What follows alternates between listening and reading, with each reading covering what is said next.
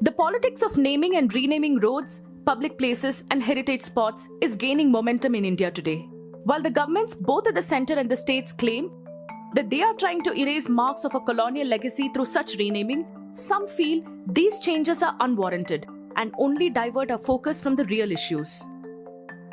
When if I look at my own name or I look at my son's name, a lot of thought that went into why we gave certain names to our children. So names really are very, very important indicators of what we think as important, as values we think as important, and role models who we think are important. So as a student of history, as somebody who writes books or authors articles about how history can teach us how to live our lives today, I find these name changes a very, very irrelevant thing, because in the larger march of time, in the larger span of history, changing names does not really matter. Since the BJP government came to power in 2014, the name change culture has been motivated by the need to erase the history of India's Mughal era. We are trying to get back our lost glory which was lost during Mughal period. So actually, to protect and respect our cultural heritage, it is our fundamental right which has been guaranteed under our Constitution of India, as well as we belong to a rich culture. So it is duty of every citizen of the country under Article 51A to protect the cultural heritage. Cultural heritage means culture of our country, culture of Sanskriti. Cultural heritage means Sanskriti, culture. Cultural heritage doesn't mean Mughaliya names. It doesn't mean it. They were invaders, they are invaders, they are anti-nationals, they were anti-nationals.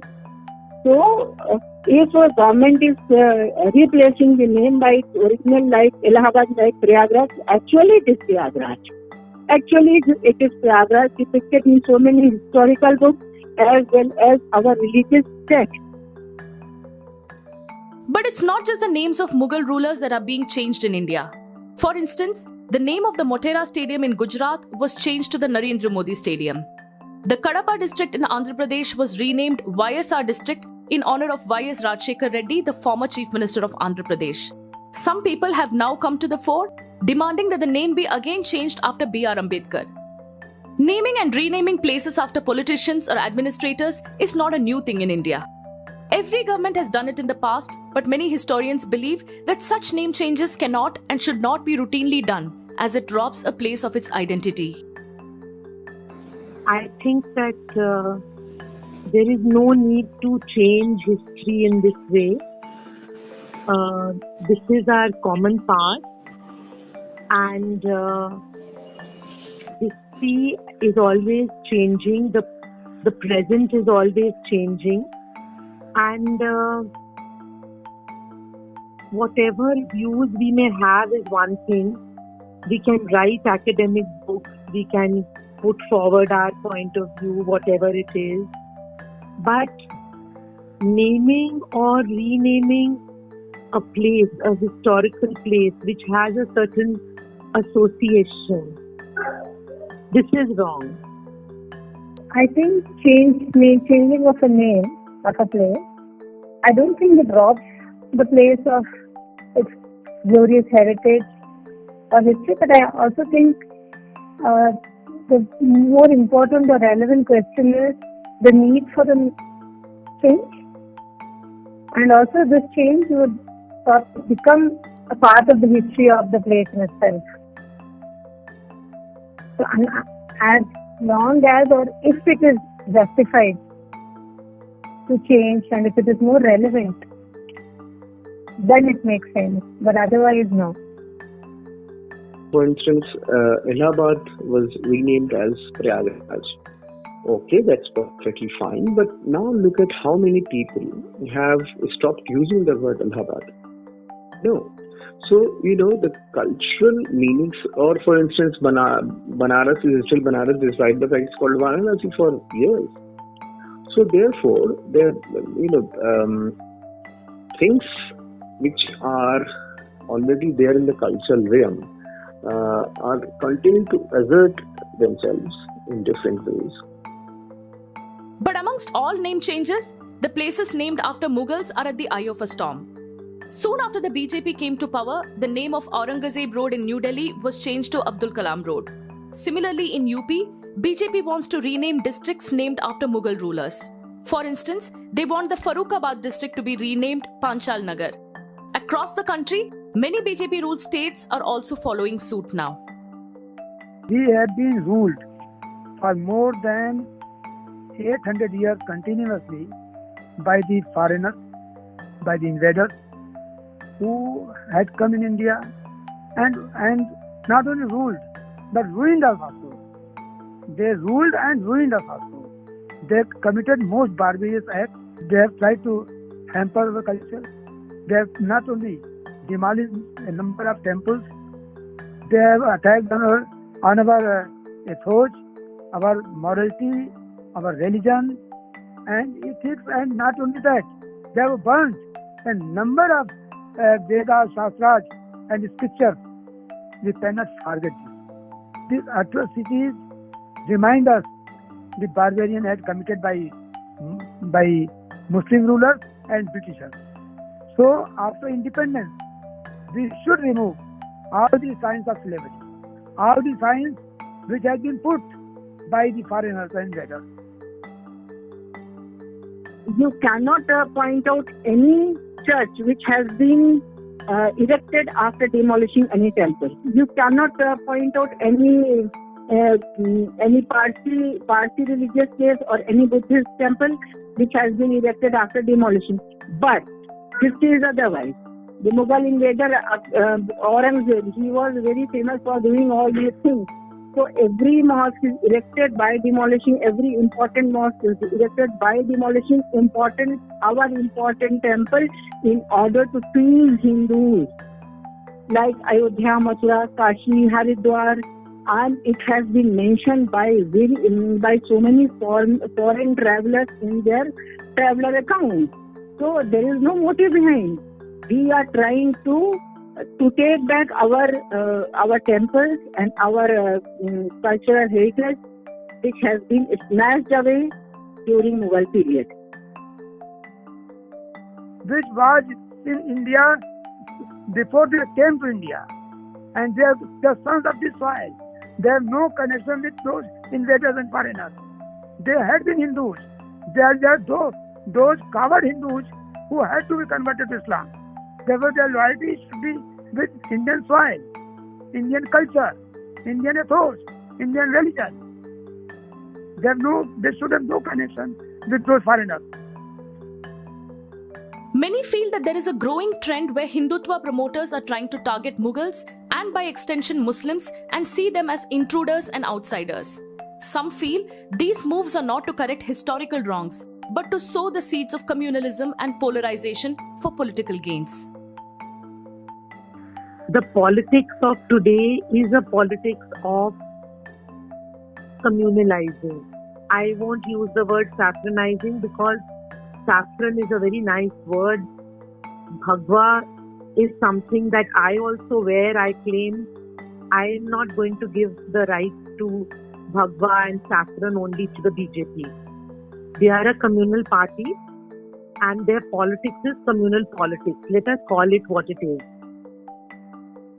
So it is part of the communal rewriting of our history, and we need to oppose this.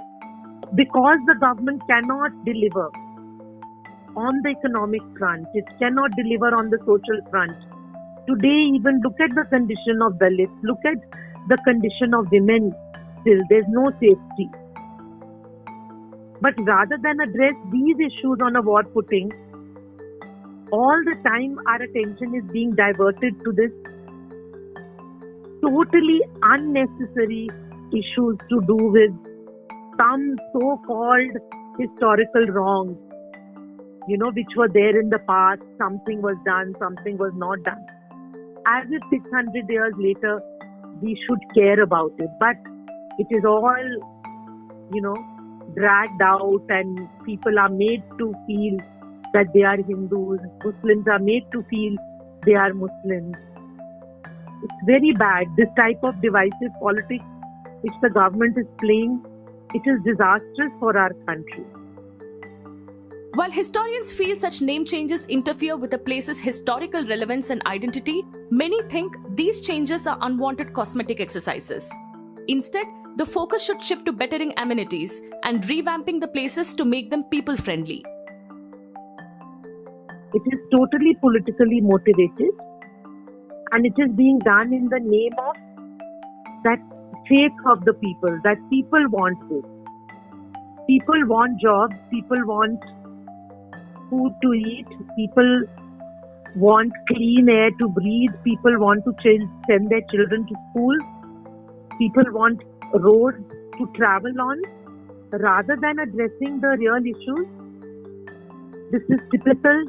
The government is diverting issues from the real problems that our country is facing to all these issues which are non-issues for our people. They are making them believe as if this a mosque and what was its name and what is under that, as if it's 100 years ago, 600 years ago, what is that relevant?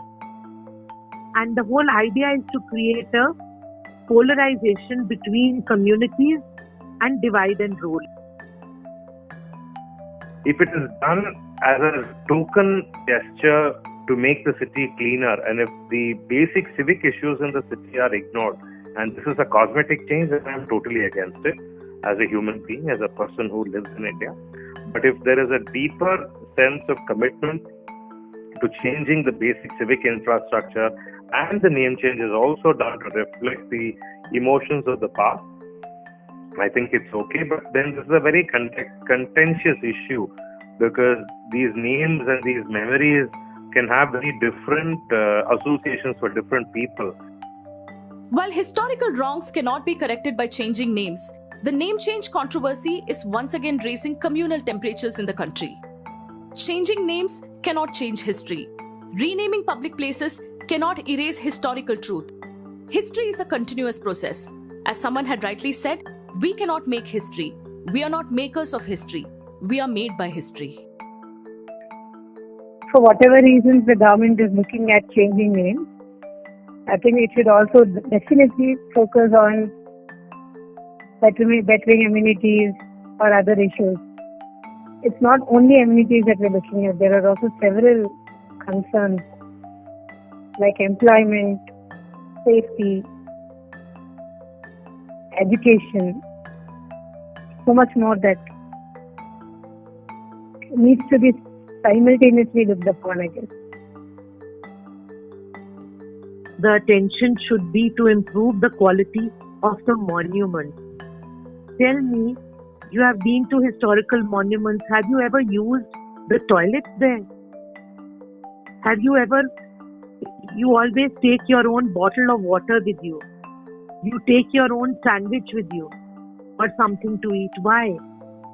Because no facilities are there. Even in the ASI protected monuments where lakhs of visitors, including foreign visitors, are coming every day.